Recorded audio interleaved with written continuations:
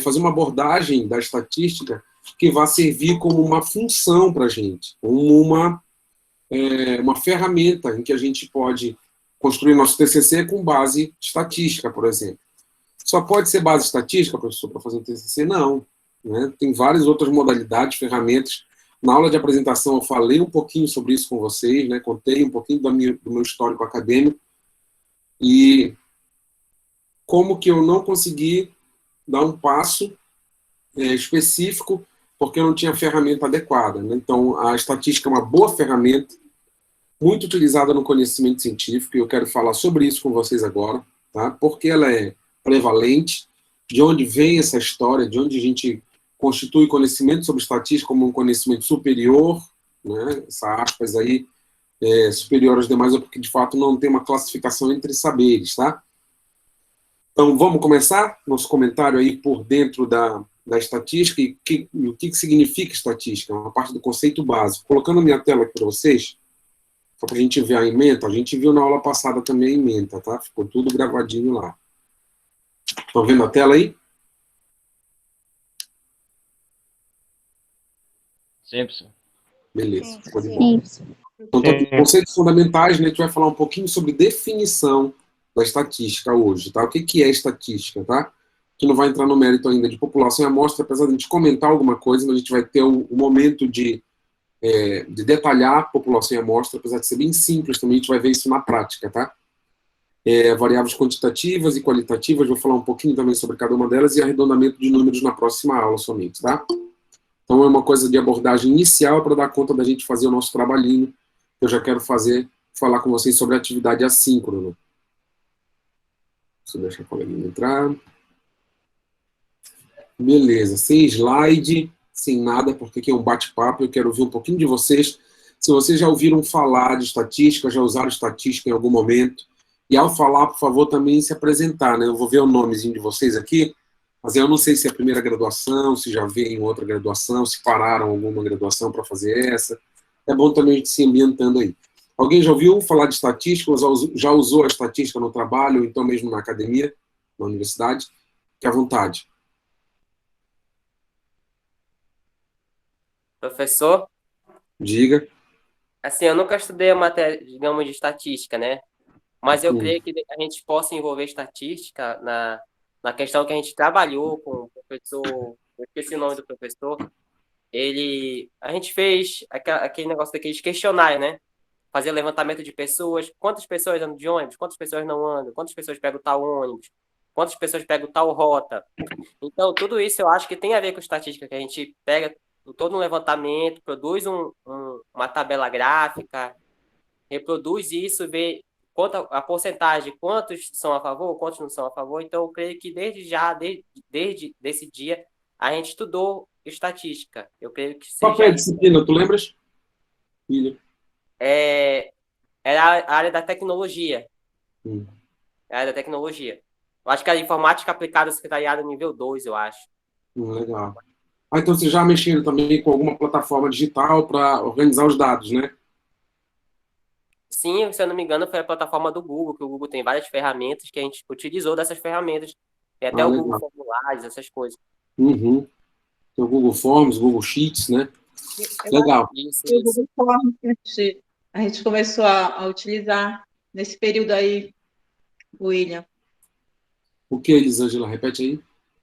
O Google Forms. Acho que foi esse aí que a gente utilizou nesse período que a gente teve as aulas de informática. Legal. O Google Sheets é uma fonte aberta, né, para você trabalhar com planilhamento também de dados. A gente vai chegar um momento que a gente vai precisar de organização desses dados. Eu vou dar duas plataformas para a gente trabalhar com Excel e com R, tá? O R é uma fonte aberta, disponível, não é pago, porém o Excel é pago, mas a maioria usa o hackeado, né? Ou então vem aquele pacote básico quando compra um computador, já paga essa licença também embutida no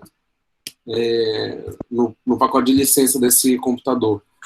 O Google Sheets, pessoal, eu posso até estudar para ensinar vocês alguma coisa no uso básico de tratamento, porque de fato o Google Sheets ele é aberto, né? Ele é disponível, só tem uma dificuldade que ele é online, né? Só que como todos nós aqui estamos na plataforma online, eu acho que a gente tira essa limitação do Google Sheets, né, que é a planilha a planilha aberta do Google. Vou dar uma olhadinha nessa ferramenta, tentar usar bem ela também, porque ela é gratuita, né? Então não precisaria ou de um pagamento, né, para você usar esse aplicativo, essa aplicação, ou não precisaria também burlar o sistema, né, para usar a aplicação. Né? Craquear, né? Quem nunca craqueou, né, meu Deus do céu? Mas não pode. Qualquer coisa eu faço 20 conto, professor. Faz o quê? Qualquer coisa eu faço por 20 conto aí, um craque. Olha aí, ó. Cara, o cara já tá vendendo já, mano. Já calma. O Excel online, ele é de graça, professor. Qual? O Excel online. O Excel online? Eu conheço o Excel online, mas ele é pago, dentro da plataforma do Office 365. Né? O 365 que te dá todas as opções do Excel. Até onde eu sei, tá, Raylan? Posso verificar também se o Excel online, se a gente consegue. Eu sei que tem o Google Sheets, que ele funciona bem parecido, mas eu nunca usei o Google Sheets. É ele que eu vou tentar usar, porque até a nossa plataforma da própria Unifap está pelo Google, né? Pelo G Suite, então vamos tentar usar a plataforma que o G Suite também entrega para a gente, que é essa questão das ferramentas Google disponível. Então vou dar uma olhadinha direitinho e passar para vocês. Mas a priori, tá? O formato padrão que tem para o curso é o R, que é uma aplicação também parecido com o Excel, só que de fonte aberta. Ele é muito bem utilizado dentro das disciplinas duras, das ciências duras, em outras universidades federais, justamente por ser gratuito. Né? Então foi uma linguagem que utilizaram também, é acessível, que não precisaria ser online, né? Você baixa ele por sua máquina e trata seus dados na máquina. Então, muita gente está trabalhando com isso porque não fica limitado ao formato do Excel, apesar de ser uma ferramenta excepcional, né? Nem todos têm acesso ao Excel. Então, lá na frente a gente vai fazer isso. Obrigado, William e Elisângela, pela memória de vocês, tá? Mas é importante lembrar o nome dos professores. Olha, o William lembrou o nome da disciplina, não lembrou o nome do professor. As pessoas que passam pela vida da gente são importantes. O professor era o professor Marcos. Sou Marcos Pantoja, nosso professor de informática. Pois é, o Marcos, se eu não me engano, de óculos, né? Um branquinho de óculos, não é isso? Isso mesmo. Isso mesmo, professor. Ele era economista, não era? Professor Marcos. Se eu não me engano, o Marcos Pantoja é economista. Acho que não, professor. Não. Ele é das áreas tecnológicas, né? Olha, Ele é... o professor Marcos, sim. Porque, se eu não me engano, o Marcos Pantoja que a gente está falando... Era o que viveu? Professor substituto, né? Do secretariado? Ele é o Sim, mesmo. é ele mesmo. Pois é. Creio que ele é formado em economia, sim.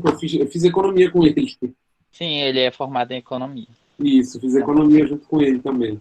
Então, assim, uma hora a gente se encontra, né? Porque são poucos economistas por aqui. E aí, por exemplo, o professor titular da cadeira, que é o professor Teles, né? O professor Telini, também estudei com ele. Né? Então, são poucos economistas aqui, uma capa, porque a gente teve pouco tempo de curso aberto, né? Então, a galera que ficou por aqui acabou encontrando algumas vagas, alguns lugares assim, a gente acaba se cruzando por aí pelo caminho mesmo. Mas legal. Alguém mais teve contato com estatística em outro lugar, de uma outra forma? Eu, professor. Alessandra. Diga, Alessandra. Como foi o teu? Eu tive contato, né? Eu fiz a disciplina, no caso, os métodos quantitativos, na faculdade particular, meu curso de administração. O meu professor, né, foi o professor Sacasa, ele foi, inclusive, professor aí na Unifap, eu acho, não sei se ele ainda está vivo ainda, eu acho, creio que esteja, né? Faz quanto tempo assim, Alessandra? Eu acho que tem uns 2014, 2015, por aí. Isso, tempinho, né? Tem um tempinho, mas pela prática que eu tive com ele, né? Uhum. Até hoje eu ainda lembro algumas coisas. Se eu pegar o material, eu lembro do que ele fez. Era muito legal. cálculo, mas... Você vai lembrar de muita coisa para essa aula, então, com certeza. Eu lembro. Então, a disciplina, ela é boa, né? Assim, você leva para a vida mesmo, essa questão de amostra, população, algumas coisas de método qualitativo e quantitativo, método científico. Ele realmente explicou, a gente fez bastante questionário, assim, na mão mesmo, não foi no computador, não. A gente fez no computador, mas fez à mão. As nossas provas, inclusive, eram Tinha que fazer gráfico à mão ainda, né? Ah, Tudinho, mas eu, quando eu não era estava no difícil. presencial, eu pedia para o pessoal fazer gráfico à mão, ninguém me entendia. Professor, dá pra gente fazer esse gráfico no Excel? Eu digo, fique à vontade, só que você vai tirar 0. Assim, por quê? É bem legal, Alessandro, você tocar nesse aspecto, tá? Porque tem algumas coisas que a ferramenta antecipa para a gente, agiliza para a gente, mas que não acaba fazendo muito sentido para a gente, porque a gente não sabe de onde veio aquela informação, por que aquele traço é naquele ângulo, por que aquele crescimento é representado através daquela linha, daquela reta. E quando a gente não constrói isso, acaba que esse sentido se desconecta da nossa lógica e a gente acaba não compreendendo 100%. Então, realmente, fazer à mão é importante. A gente vai fazer à mão, mas é porque eu vou propor um experimento bem simples para vocês. E vou, através desse experimento, ilustrar toda a nossa aula. Ele vai começar hoje, tá? Mas daqui a pouco eu falo mais sobre ele. Obrigado, tá, Alessandro? Então, lá ela viu métodos quantitativos no curso de administração. A gente vai falar sobre métodos quantitativos e métodos qualitativos por comparação, tá? Porque a nossa disciplina de estatística aplicada ela é essencialmente um método quantitativo. Tá? Ela pode até dar o limite do método qualitativo também para a gente, por isso que a gente acaba falando dele. Alguém mais? Eu já falei, professor, eu fiz há 30 anos atrás. Quanto Eu tempo? fiz técnico. Quando eu fiz o técnico de contabilidade, eu tive essa matéria. Falou semestre Estatística. aula passada. Sim. Era tudo na munheca, não existia negócio de... O Excel ainda não era acessível para os mortais. Beleza, mas a gente vai fazer isso de maneira mista, tá?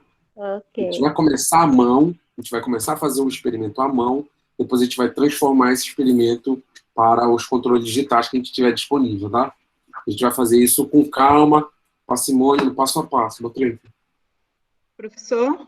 Oi.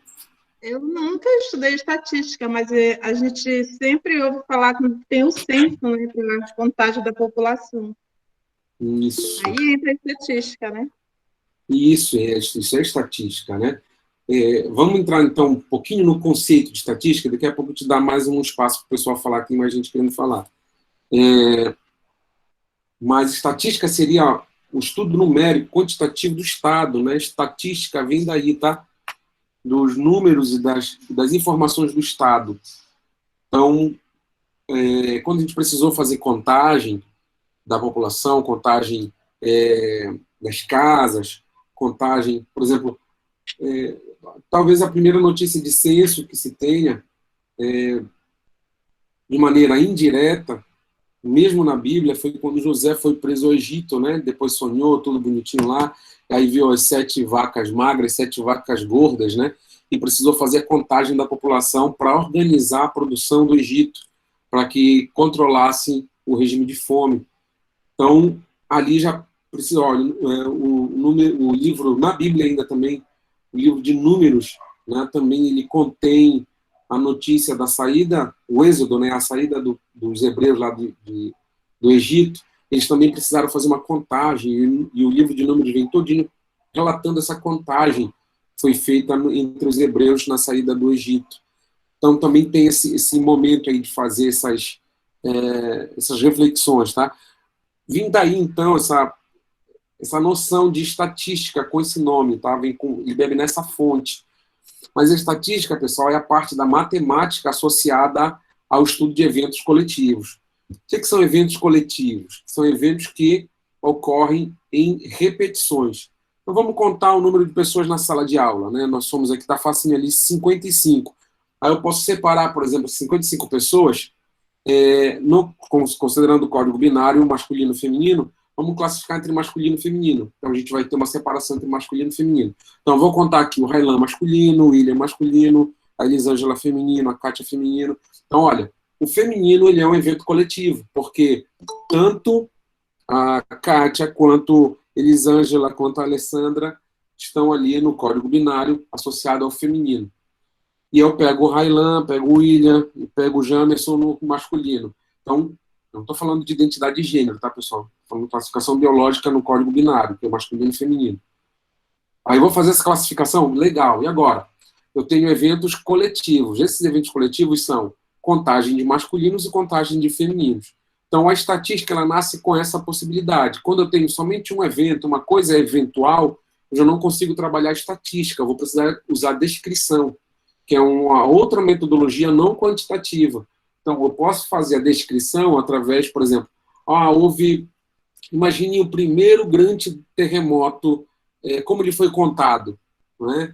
Vamos lá, aconteceu um terremoto, a pessoa vai contar para o outro, cara, tu não sabe o que aconteceu, ou então vai escrever, vai narrar de alguma forma.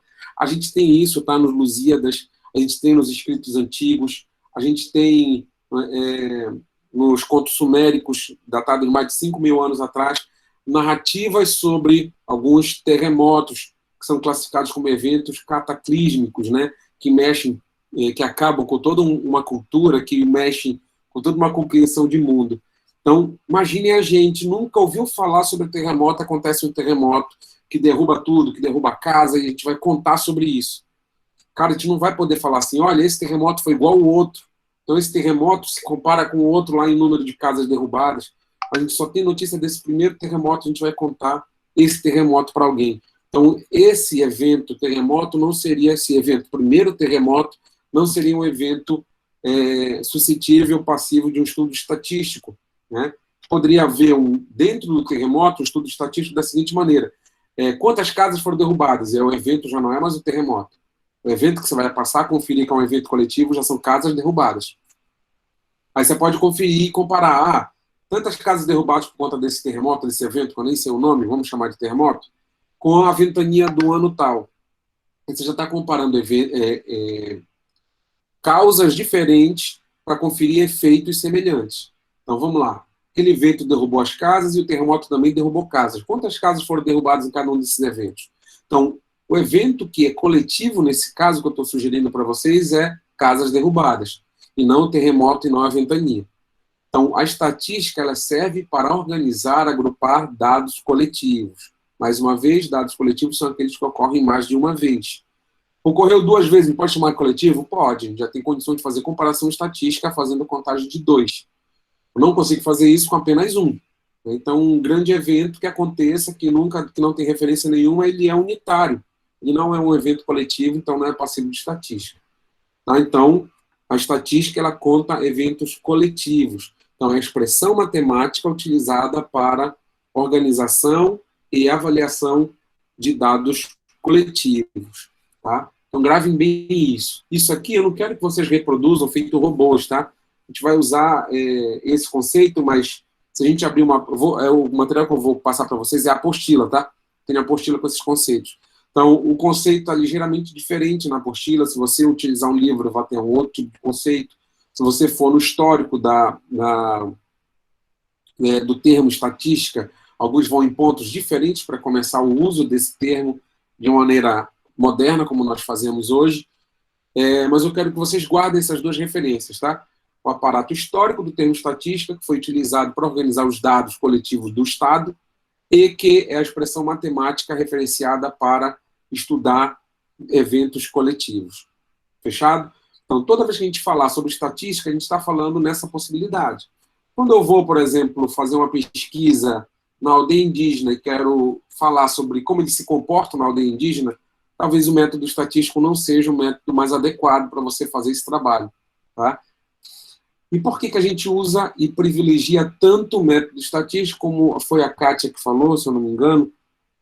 Acho que foi a Kátia que falou, não foi ela. A Kátia estudou estatística na contabilidade há muitos anos atrás, né? Mas uma colega de vocês falou aí que já viu, nunca estudou estatística, mas vê questão de demografia, contagem da população. Então a gente consome estatística mesmo sem ter estudado estatística. Querem ver qual a população que está desempregada? Ontem eu estava olhando um estudo, o recorde que bateu na Bahia, por exemplo. População desempregada na Bahia, 19,91% dos baianos em idade economicamente ativa estão fora do mercado de trabalho, estão desempregados. A reportagem não era sobre emprego e desemprego, era sobre condição de rua. Pessoas em condição de rua, moradores de rua. Né? A chamada da matéria era assim, sem salário, sem renda, sem teto. Né? Ou sem moradia, uma coisa assim. Era bem chamativo. Aí você vai para dentro dos números, tem um monte de estatística lá. Qual é o evento coletivo para contar 19,91% dos baianos? Baianos sem emprego. baianos totais e baianos sem emprego. Então, quando eu falo baianos totais, eu estou falando de um universo, né? Quando eu falo baianos sem emprego, eu já estou falando de uma contagem desse universo. É a minha amostra? Não é a minha amostra. A gente vai falar um pouquinho mais no finalzinho da aula de hoje a diferença entre população e amostra. Então, considerando que foram contados 100 baianos, desses 100 baianos, 19 foram contados sem emprego. Então, eu alcancei a população inteira, supondo que fossem 100 baianos, e desses 100 que eu conferi, fazendo várias perguntas: qual a sua idade, onde você mora, qual é o seu emprego, aí eu consigo, como o William falou, ter a memória sobre a aplicação dos formulários em rota de ônibus, né, para a disciplina. Então, esse trabalho ele vai fazer um recorte também, e esse recorte ele vai trazer uma contagem de todo mundo que você conversou. E será que se todo mundo que você conversou e pesquisou foi todo mundo da população que anda de ônibus? Muito provavelmente não. A gente vai ver isso lá no finalzinho da aula de hoje. Então, a gente consome estatística o tempo todo. Nosso consumo de estatística ele é cotidiano, ele é diário. A gente ligou a televisão, a gente ouve dados estatísticos. Quando a gente vai comprar um remédio e a gente vai ler a bula, né, aí está ali classificado o tipo de efeito colateral, né? Raro, frequente, e aí dá uma classificação. Toda aquela classificação é pautada em número de pessoas que, ao usar aquele medicamento, reportaram aquele tipo de efeito colateral. Então, vamos lá, da tonteira, usar esse remédio que dá tonteira. Quantas pessoas do estudo para a liberação desse remédio, para uso coletivo, para uso comum, dessas pessoas que fizeram o uso desse medicamento, quantas reportaram tontura? Aí vou verificar uma porcentagem e dizer se aquilo é raro ou se é frequente. Para a pessoa que for comprar e consumir aquele remédio, eu preciso dar uma orientação para ela. Por exemplo, tem alguns tipos de medicamento, tipo Tramal, remédio para dor. Né? Quando você compra o Tramal, vai ler na bula e está dizendo assim: cuidado, operadores de carga, motorista, não sei o quê. Ele dá um monte de alerta lá para você não tomar Tramal e fazer aquelas atividades que pode dar ruim. Né? Você pode bater o carro se estiver dirigindo, você pode derrubar a máquina se você estiver operando uma máquina pesada. Ele dá uma série de orientações lá para quando você tomar aquele remédio. Por quê? Ele bebeu numa fonte de um estudo estatístico. Tantas pessoas tomaram remédio e tantas pessoas dessas maiores, né, desse grupo maior, reportou tontura, por exemplo. Ele vai colocar lá como uma reação adversa ou então um efeito colateral daquele remédio. Vamos lá, o remédio é para dor, mas pode te deixar tonto.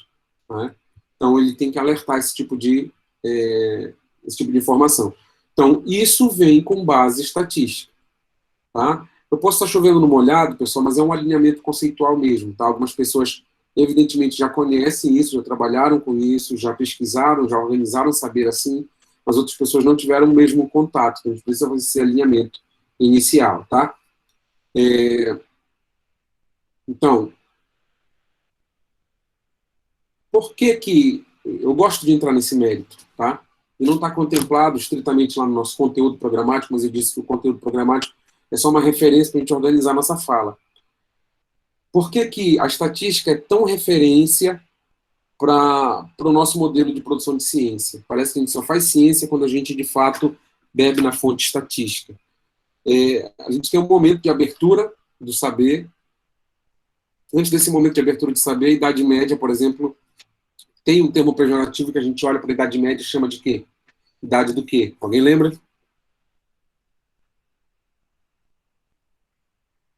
Era ou idade de alguma coisa. Qual é o termo pejorativo que a gente dá para... Das trevas. Das trevas.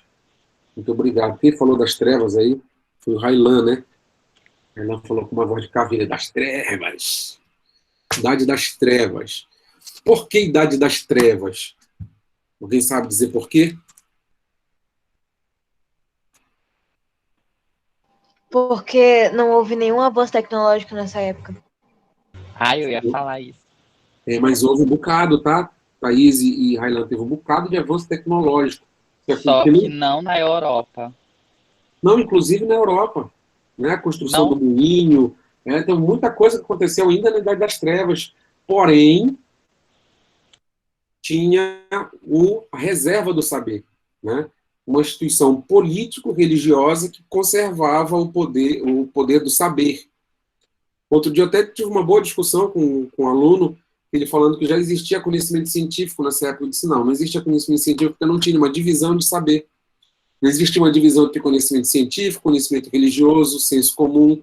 Então, essa construção, essa percepção de conhecimentos diferentes, ela vem a partir da abertura dessa Idade das Trevas, da Idade Média, que a Igreja Católica tinha reserva de grande parte do poder. Alguém já assistiu aqui Em Nome da Rosa?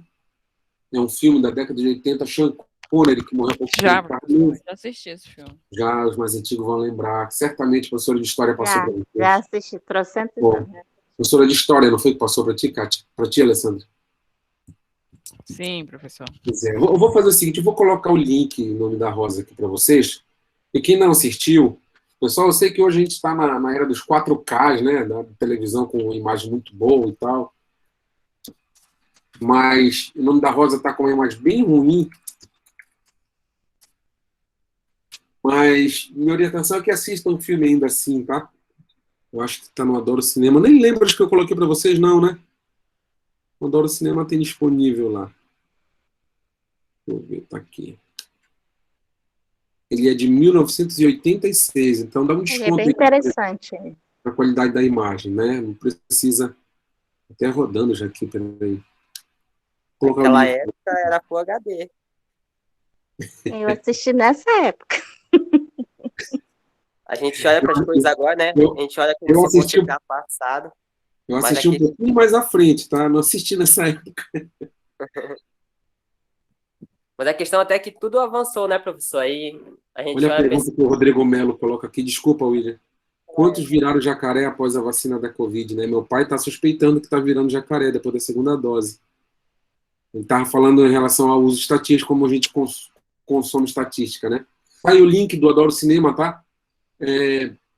Pessoal, nesse filme, na verdade é um livro também, mas nesse filme é representado como a Igreja Católica tinha interesse em manter as coisas onde estavam e que alguma parte do conhecimento, principalmente sobre as ciências duras, que a gente chama hoje, sobre a natureza, eram reservadas porque, em tese, deveria ser preservada aquela dimensão onde Deus agiria, não o homem, ou o conhecimento, ou o conhecimento sobre aquele determinado efeito, por exemplo, de uma flor, de um sumo, de um suco, né, de alguma terapia, né, a igreja deixaria que o conhecimento religioso desse conta daquilo, a fé das pessoas, né, o medo. Então, sem entrar no mérito se eu concordo ou discordo, mas esse é um momento que é descrito, né, da nossa história. Então, Em Nome da Rosa vem mostrar também essa detenção do saber. E eles construíram, então, um index, né, que é justamente um livro, né, que dá sequência para vários conhecimentos. É bem parecido com o que a maioria de vocês não sabe o que significa, mas certamente a Kátia sabe o que é uma enciclopédia, né, Kátia? Saber de manusear uma enciclopédia. Tive uma. Pois é, Mirador, Barça, né? A Barça, né, professor? Tive a Barça. A Barça. Então, o que é isso? Isso é a nossa Wikipedia, né? Da época. Sobre tudo que você quer saber alguma coisa tem ali. Você pega, ela está no índice de A a Z, aquele índice vai te colocar no caminho. Pessoal, não tinha internet na minha época, tá? Eu não sou tão velho assim, mas não tinha internet, galera. Então, eu precisava ir para a Barça. Eu precisava ir para a enciclopédia. A professora falava sobre o segundo reinado do Kizar, fulano de tal. Caraca, como é que eu vou saber disso? Onde é que estava? Na Barça. Pega lá, Kizar, fulano de tal. Aí vai ter um monte de coisa remissiva sobre aquele período. Lógico que não era denso, era superficial, não era nada profundo, porém, tudo que eu precisava saber sobre o conhecimento disponível estava naquela enciclopédia. E esse conhecimento enciclopédico tem a fonte justamente no exercício do index produzido pela Igreja Católica. Não diferente, a Igreja Católica também é uma fonte inspiradora para muitos métodos de ensino, né? Então, toda a escolástica portuguesa e espanhola nasce com essa mesma fonte, e a gente tem essa origem, né, galera? Todo mundo sabe que a gente era colônia de exploração da coroa portuguesa. Então, as práticas de ensino na coroa portuguesa foram as mesmas práticas de ensino que vieram para cá. Mas não existe somente esse modo de estudar, tá? Professor na sala de aula, passando o conteúdo para você ler e depois verificando se você aprendeu ou não. Diga. Vai até que horas só? Rapaz, nossa aula vai até 3h10, né? Já foi. Quem for fazer alguma atividade agora, pessoal, por favor, fique à vontade, tá? Eu vou trabalhar já o fechamento da aula para a gente não ficar muito comprometido com o nosso horário, mas normalmente estava combinando de começar a aula às 2h, não é isso? Então a gente começa a nossa aula. Eu vou ter que me retirar, porque eu vou... Ok, Adriano, fica à Tá me vontade. ouvindo? Desculpa aí o avanço do horário, tá? Fica à vontade. E eu não quero terminar muito tarde, Tá bom. justamente por conta disso. As pessoas organizam, né, o seu calendário e o seu horário para o que estava estabelecido. Então, por isso que eu não quero avançar muito também. Então, encurtando um pouquinho nosso papo, no Iluminismo, que é o período que vai trazer... Por que Iluminismo e Idade das Trevas? Porque é quando a gente consegue centrar as nossas atenções para o conhecimento das coisas. E quais eram as coisas que estavam surgindo sobre o conhecimento que a igreja fazia questão de controlar? Era o conhecimento sobre a natureza, o conhecimento da anatomia humana, o conhecimento sobre a astrofísica, o conhecimento dos astros, né? Conhecimento sobre a própria física, sobre a botânica, sobre os fármacos. Então, era esse tipo de conhecimento natural que estava... Alguém que já assistiu o filme... Está na Netflix agora, inclusive, é lançamento, tá lá, dá uma olhadinha que vale a pena. Radioatividade. Radioactive, é isso aí, em inglês. Comecei a assistir, professor, agora, da Madame Curie, né? Isso, ela mesma. É a esposa do Pierre Curie. Então, olha só, é assim, bem interessante, é um período histórico também bem relevante, que bebe nessa escola que eu estou falando para vocês do Iluminismo. Então, o ciclo de Viena, quando começa a estruturar o conhecimento e o saber, ele também acaba classificando o senso comum em uma posição inferior ao conhecimento científico. E faz a mesma coisa com o conhecimento científico em relação ao conhecimento religioso e ao conhecimento filosófico também. Hoje, a abordagem em relação ao conhecimento e essas divisões não são estrategicamente de posicionamento hierárquico, tá? A academia não tem interesse em fazer uma classificação hierárquica desses saberes, mas ela simplesmente faz um fechamento, fala, olha, você quer fazer ciência, quer trabalhar na academia, né, você vai usar o método científico. É justamente esse recorte. Quer dizer que o método científico, então, o conhecimento científico é melhor que o outro? Não. A ciência não necessariamente, por exemplo, nega a fé, e a fé não necessariamente nega a ciência. Né? São campos de saberes diferentes, assim como o senso comum não nega nem a fé, nem a ciência. É um campo também diferente. Por exemplo, qual é o senso comum? Eu estava com uma dor de garganta terrível ontem, né? Amanheci com muita dor de garganta. E aí eu queria o telefone daquela senhorinha que minha mãe tinha que ia curar, e com certeza ela não está mais entre nós, que curava a garganta, né? Que passa o algodão, a andiroba, a catuaba, e passa todo o resto das macumbas lá, e passa lá no final da garganta, e no final a curadeira lá de casa ainda fazia o seguinte, jogava assim o dedo, tchau, na parede, né? E aquele algodão ficava lá, ela falou, fazia uma reza em cima do algodão lá, e falava, olha, quando esse algodão cair, tua garganta vai estar boa. E era batata, velho, era certeiro.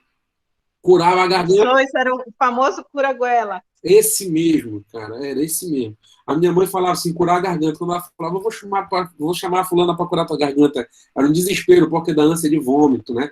Passa. Verdade, professor. Cheguei também minha tia administrou também andiroba direto na garganta, mas era batata. Na hora, assim, amargo, né? Rapidinho já curava, mas pois era horrível. Então, era tão traumático, porque tinha que segurar a cabeça do moleque, era um moleque, ele segura a cabeça do moleque, enfia o dedo com a namarra lá, um negócio amargo dentro da goela. Era terrível, mas realmente passava. Hoje a gente tem 15 dias, né? Para ver se melhora, e o negócio não melhora, velho. Aí bate saudade. Faz isso até hoje. Pois é. Gabriela, então já sei, vou ligar para ti. Tinha garganta ruim. Né, mano? Pois é. Isso está baseado, pessoal, no conhecimento do senso comum. Isso é um saber relevante que é passado culturalmente, de história oral, né? De geração para geração, e esse é um saber importante, relevante na nossa sociedade, que gera coesão social, que gera cultura, que gera outros saberes, porém não precisa ser explicado pela ciência. Vai explicar a ciência, pode tentar explicar isso? Pode.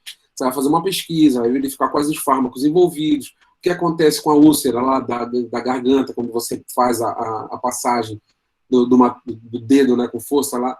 Pode estudar? Pode. Né? Isso vai deixar de ser um senso comum para se tornar um conhecimento científico? Não. O conhecimento científico vai explicar o senso comum. O senso comum vai continuar sendo senso comum. É uma coisa que vai continuar se reproduzindo, se replicando, sem necessariamente ter uma adesão científica, uma explicação ou justificação científica para aquilo. Né? Quantas vezes curaram minha garganta, quantas vezes ela ficou curada. Né? Então, acho que é 100% ali pelo método de experimentação, né? Tentativa e erro. Então, das 100 vezes que fizeram lá, 100 vezes ficou curado. Eu nem preciso fazer estatística para isso, eu não preciso de um método para o saber, para o senso comum. Assim como eu não preciso de um método para o conhecimento religioso. Então, a fé, por exemplo, de que existe uma vida após a morte, seja para o católico, seja para o espírita, seja para o candomblessista, seja para o budista, independente da fé, esse é um ponto muito crucial, né? Entre a racionalidade e a fé. Você acredita que aquilo simplesmente aconteça, de você ter uma vida depois desse plano material, depois da morte. Preciso explicar isso cientificamente? Eu até posso criar um método, né? A gente vê lá no filme que eu acabei de citar para vocês, Radioatividade, que o marido da Marie Curie lá, ela tenta fazer o Pierre Curie, ele tenta fazer uma explicação técnica com método, então, científica, para um evento sobrenatural. Né? E ela acha que aquilo não é um conhecimento relevante, ela acha que aquilo é perda de tempo. Né? Então, por que uma pessoa pode pensar que estimular um saber religioso é perda de tempo? Porque ela não pratica a fé religiosa daquela vertente, por exemplo. Né? Mas não que uma coisa invalide a outra. Eu posso dizer, isso aqui não é cientificamente comprovado. Show de bola, beleza, mas se estou na esfera da fé, por que eu preciso comprovar cientificamente? Se eu comprovar cientificamente, já não é mais fé. Né? Já é crença num sistema específico que é o conhecimento científico. Então, pessoal, só estou fazendo essa separação para vocês para dizer que existe uma prevalência do método estatístico para o conhecimento científico.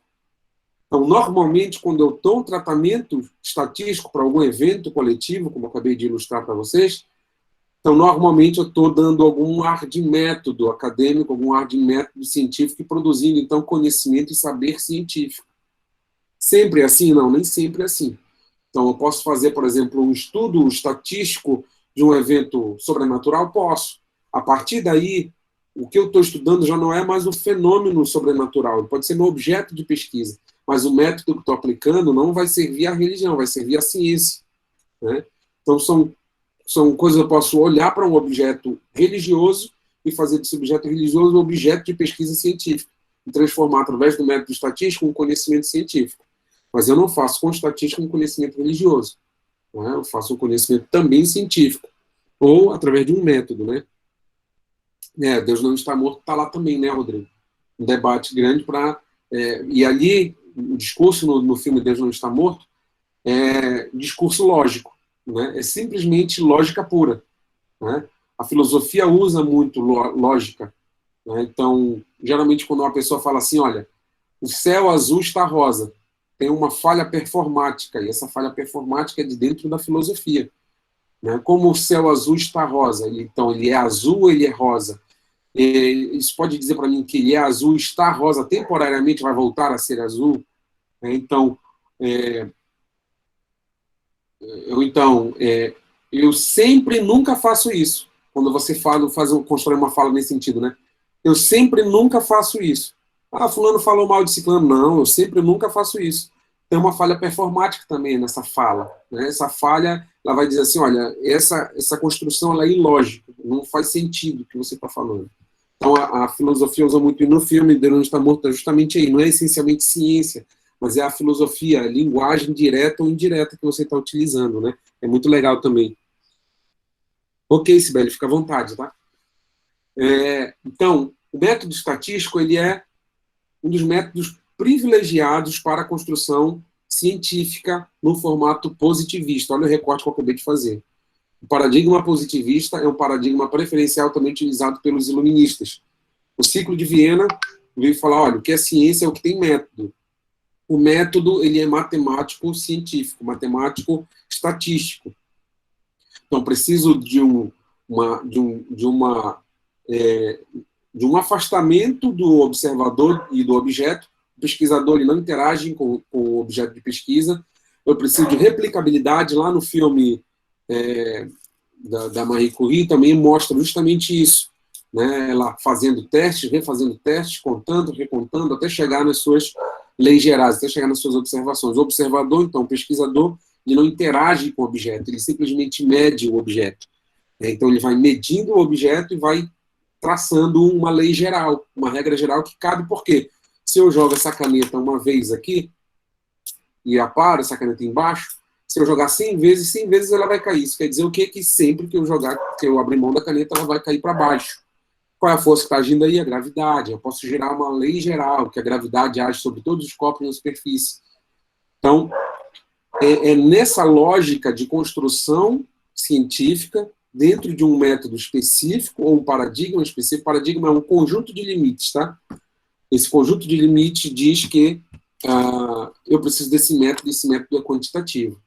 Quando chega diante de uma anomalia, que aquele paradigma não consegue explicar ou justificar, eu vou criar uma outra forma explicativa. Essa outra forma explicativa pode não ser a mesma forma explicativa, por exemplo, pela quantidade, né? Pela conferência de um evento coletivo. Isso aconteceu comigo. Eu dei o exemplo quando eu fui descrever a produção do artesanato das loceiras do Maruanu. Elas falaram que elas iam tirar o material da argila somente em noite de lua cheia, entoando cantigas e rezas, né, as ladainhas. Aquilo, cara, tem um valor representativo daquele traço cultural, daquelas pessoas especificamente, muito relevante. Por que quando eu pesquisei a outra lá que fazia telha de barro, por exemplo, né, não tinha todo esse critério, o camarada metia uma pá mecânica lá, tirava, e depois de tantos anos ele voltava para o mesmo ponto para tirar novamente. Aí para elas tinha toda uma permissão, pediam permissão da mãe natureza para retirar, toda uma retórica diferente. Aquilo não cabia, aquilo não é quantificável. Não é um evento replicável.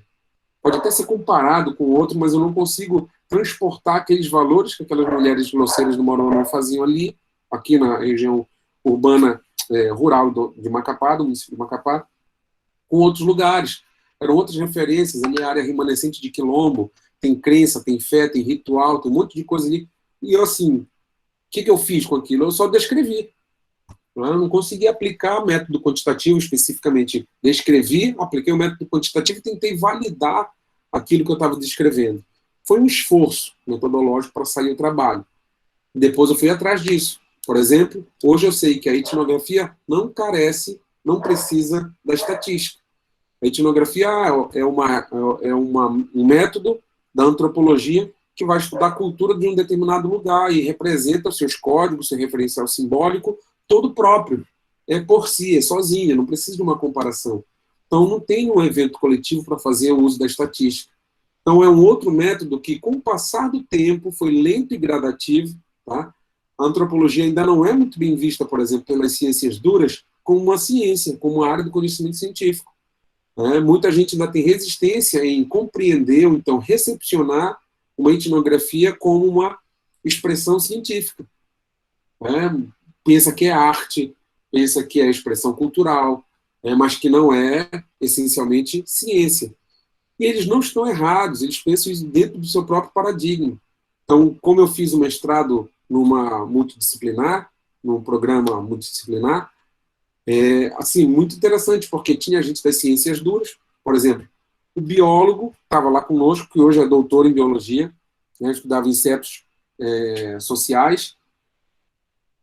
Ele olhava para o seu objeto de estudo, ele completamente replicável, mensurável, distância do objeto, o objeto não interagia com o pesquisador, ou seja, tinha uma neutralidade da pesquisa.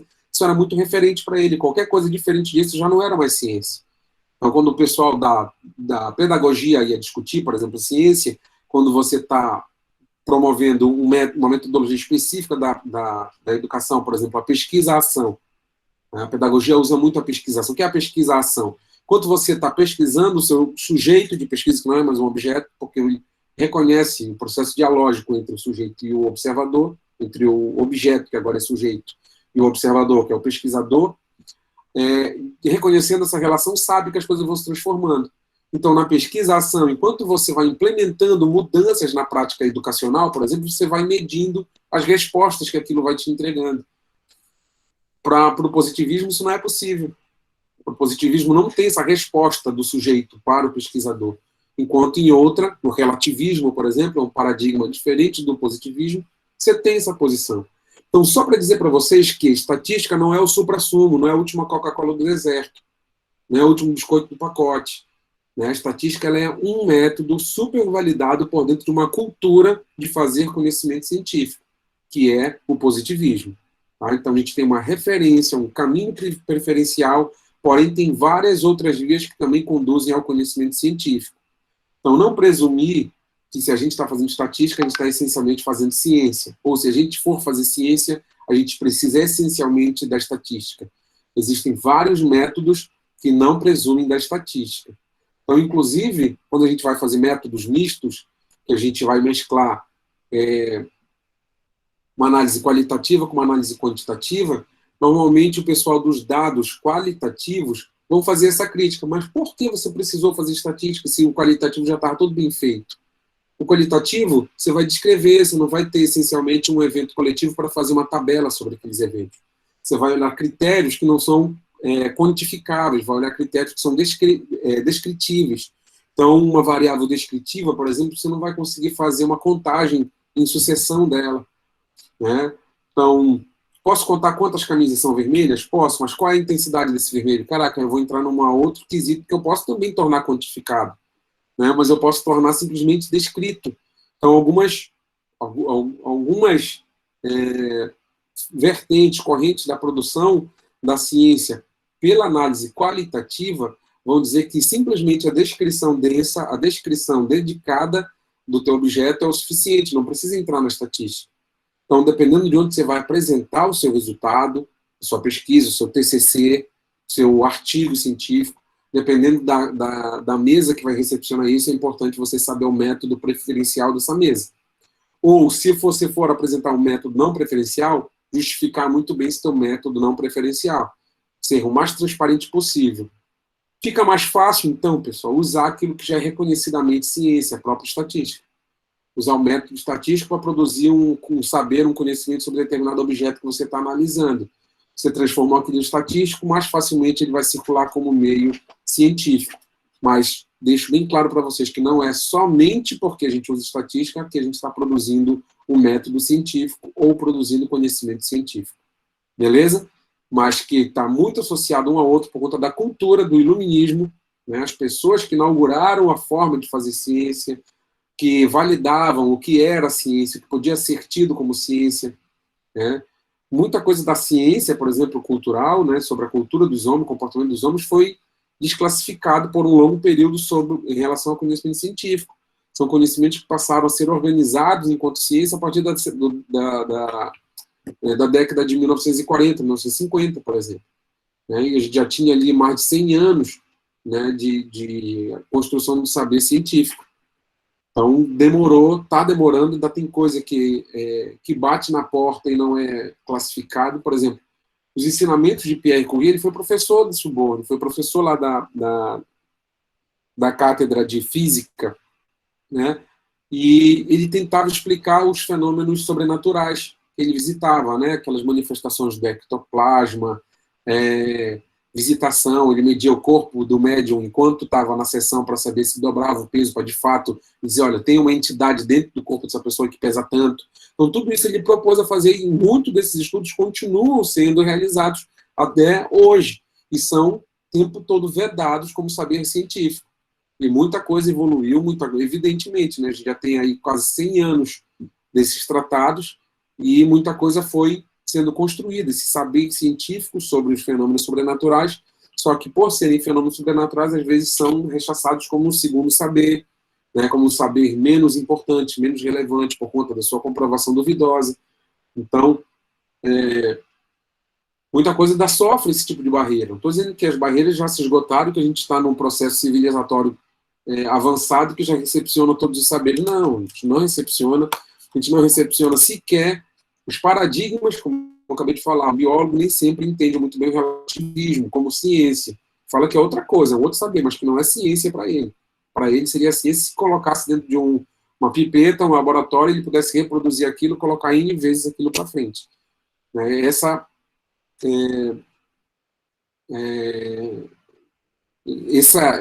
justificativa, né, bebe numa fonte muito relevante da nossa história, que constituiu muito das universidades. As universidades replicaram esse modelo muitas vezes, e a gente é fruto também desse modelo. Então, a gente está dentro de uma universidade, qual é o nosso recorte? A academia. Eu não posso fazer, por exemplo, religião aqui dentro com vocês. Eu não posso fazer um conhecimento filosófico não científico. Eu tenho que estruturar no modelo porque a gente está dentro da academia. Né? Eu não posso fazer arte com vocês aqui. Eu tenho que estruturar, mesmo no curso de arte da Unifar, por exemplo, tenho que estruturar conhecimento científico sobre as artes, para poder falar sobre artes, não simplesmente fazer arte. Senão eu vou para uma outra escola, né? Vou para um outro lugar fazer arte. Mas não que a arte não seja bem-vinda na universidade, mas a universidade precisa dar o formato acadêmico para a arte, para poder agrupar a arte no seu campo de saber.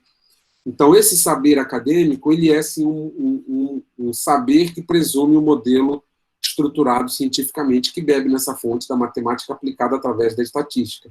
Tá? Então, é aí que a gente vai beber. Eu quero deixar um recadinho já aqui para vocês, para a nossa aula síncrona, tá? E eu espero que os coleguinhas que já saíram recebam esse recadinho aí dos colegas que estão ficando. É um exercício individual a priori. Quero que cada um faça. Então, a gente vai ter 50 e poucos experimentos, né? Mas é o seguinte, eu quero que vocês façam uma contagem coletiva. De um evento coletivo. Como é, professor, que eu faço isso? Eu não vou dizer o como, eu vou dizer o que eu quero. Depois vocês vão me dizer o como. Na próxima aula síncrona que a gente tiver, eu já quero que vocês me contem as experiências de vocês em relação a esse experimento. O que é para fazer, professor? Bom, se você mora perto de uma rua movimentada, eu quero que você conte quantos carros passam lá na frente, lá na sua esquina ou na frente da sua casa. Bom, professor, moro numa rua pouco movimentada. Quantas pessoas passam, então, andando lá na sua rua? Tá? Ou quantas bicicletas passam? Faça uma contagem coletiva. Professor, moro na ponte, não sei quantas pessoas passam, eu não vou ficar lá na frente dando bobeira, contando quantas pessoas estão passando, que vão pensar que eu já estou cobrando pedágio. Né? Não precisa. Então, você vai comprar, por exemplo, um M&M, um pacote de jujuba, ou algum chiclete, alguma coisa assim, para você fazer a conta. Por exemplo, M&M, vai contar quantos M&M amarelo, vermelho, azul, marrom vem ali dentro. Tá? Depois eu quero que vocês, se for a jujuba, né? Quantas jujuba rosinha, então verde, amarelo, laranja vem. Então, tentem fazer essa separação, sempre contar alguma coisa coletiva. Passagem de carro é o prioritário, tá? Quantos carros passam aí na sua frente? Ou bicicleta ou pessoas. E se for um bombom, abre lá o M&M e vê se de fato vem tantos bombons. É legal fazer um com vocês aqui, legal. Tic-tac, né? Tic-tac, está escrito lá que vem 50 tic-tacs ali dentro, uma coisa assim. Dá uma olhada e vê se vem 50 mesmo. Compra um tic-tac daquele, abre a tampinha e confere com o tic-tac. Cuidado quando for fazer esse experimento, cuidado, normal, confundirem a gente com um maluco. O pessoal quer um pix de R$1 para fazer com o jujuba. Rapaz, Vinho, vou te falar. Confunde a gente com maluco. Por quê? Uma colega, inclusive do semestre passado, reportou para a gente, né? Professor, estava no trabalho, eu lembrei que tinha esse trabalhinho para a gente fazer, eu comprei um pacote de M&M, separei lá na minha mesa, comecei a separar por cores. A minha colega perguntou se eu estava maluca. Lá viu aquela separação por cores e perguntou se estava maluca. Então, a gente pode ser, assim, confundido com maluco, né? A pessoa, vou sentar na frente de casa, então ficar na frente de casa contando. Eu não vou falar o método, nem o que fazer especificamente, tá? Mas eu quero que vocês se disponham durante essa semana, não tem horário, acabaram de perguntar ali, eu não vou monitorar, não tenho como monitorar o horário de vocês, faço no melhor horário de vocês, tá?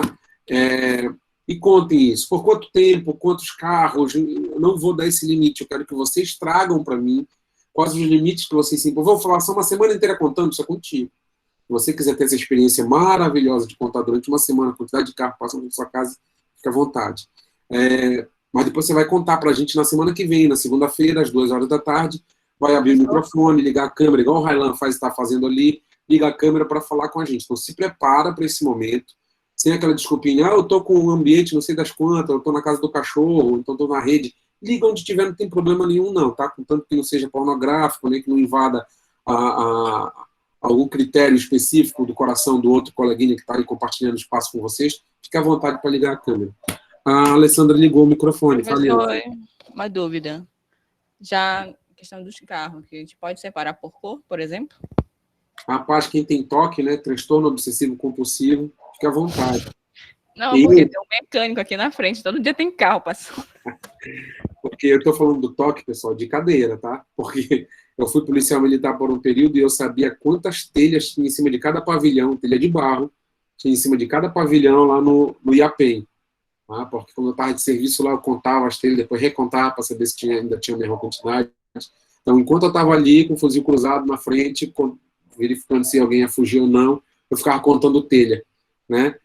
E aí depois eu vi que eu estava ficando maluco, aí eu fiquei mais maluco ainda. Aí eu comprei um house, aí ia monitorando em quantos minutos eu acabava aquela pastilha de house, né? Aí mais maluco ainda depois, eu ia verificando em quanto tempo eu comia um house, como demorava muito entre um house e outro, eu pagava tantas flexões, né? Lá mesmo. Colocava lá no chão na guarita, lá e pagava 20 flexões, aí mais um house. Né? Aí tá, mais um house. Aí eu ficando maluco, né? Não tenho gastrite, graças a Deus. Porque depois de um tempo eu fui parando com a maluquice, né? Tem que substituir a maluquice por outra. Fala, William. Eu posso fazer essa experiência, digamos assim, com o meu jogo online? Contanto que seja um evento coletivo, tu consiga descrever pra gente, sem precisar... Sim, eu posso fazer da seguinte forma, durante o dia, quantos amigos eu tenho durante o dia, que entram online, eles ficam quantas horas de tempo online, quais momentos eles se ausentam e quais momentos eles voltam. Rapaz, mas para isso tem que ficar online direto, né? Não, mas isso aí não tem problema para mim. Você vai achar ruim, não, professor? Só tem que sair para aula, sacana. Não esquece de tudo. Não é só jogador. O Márcio está com o microfone ligado. Fala aí, Márcio. Eu estou falando essa experiência do William, vai achar ruim para ele, vai ser uma experiência muito prazerosa, né? Meu filho. Já no meu caso, eu vou fazer com carro, professor, mas eu vou colocar um horário curto, porque eu moro numa rua com bastante fluxo, então eu não vou ficar conferindo a imensidade de carro que passa aqui na frente. Exatamente. São esses limites, pessoal, que vão acabar acontecendo quando a gente falar da nossa experiência, tá? A gente descrever o que a gente fez. Sim, não quero preparar muito vocês, porque eu quero pegar vocês de surpresa mesmo, de calça curta, na próxima segunda, tá? Eu só quero... Eu vou contar avião, eu acho, que é o que passa aqui, por onde eu tô. Conta, mana, conta avião. Você é daqueles aviãozinhos de maconha, né? Passa para um lado, para o outro. É muito aviãozinho de maconha também. É uma postagem em rede social, por exemplo. Pode ser, Michael. Né? Uma postagem em rede social para saber. Cara, eu falei com vocês sobre o bolo do Bolsonaro na aula passada e acabei não postando, não foi isso?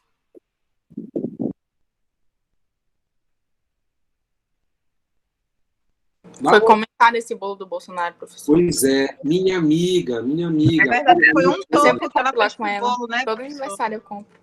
Minha amiga que fez aquele bolo, Ana Paula, dona do perfil Feito de Açúcar. É maravilhosa ela. Pois é, cara. Aí fizeram um maior horror com a menina lá, porque ela tinha feito o bolo do Bolsonaro a pedido do cliente, e ela postou a foto como ela posta a foto de todos os outros bolos. Se você entrar no perfil Feito de Açúcar, você vai ver que ela tem... Só é bolo com topo, bolo de aniversário, né? Bolo bem feitinho, aquele bolo bem top mesmo. Da minha esposa foi dia 27 de março, a gente fez 2 bolinhos lá com ela, postou a foto dos bolos também. Quando foi a foto lá do nosso amigo, que também era nosso amigo lá, ela fez do Bolsonaro, bateu a foto, o rapaz deu ruim no primeiro momento, mas depois deu bom, né?